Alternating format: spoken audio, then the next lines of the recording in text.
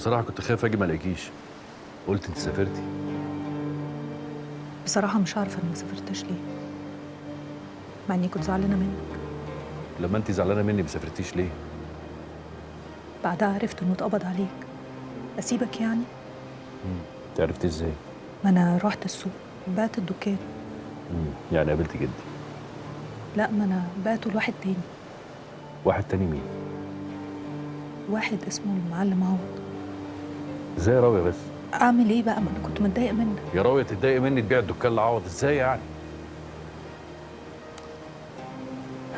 عشان كده جدي تلاقيه كان متزربن. انا مش عارف مين بس اللي بخ السم في ودانه من ناحيتي. وناوي تعمل إيه؟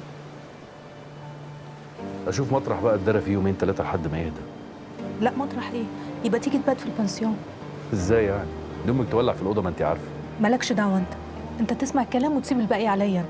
يا راويه ازاي بس؟ يا طه أنا أضرب أمي. ما أنت هتيجي تبات في البنسيون يا إما هفضل جنبك هنا لغاية الصبح. انا مش عايز اعمل مشاكل.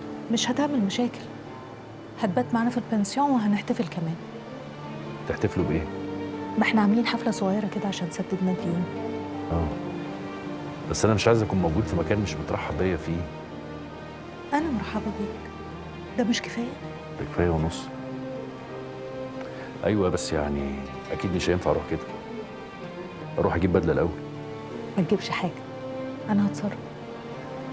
ماشي.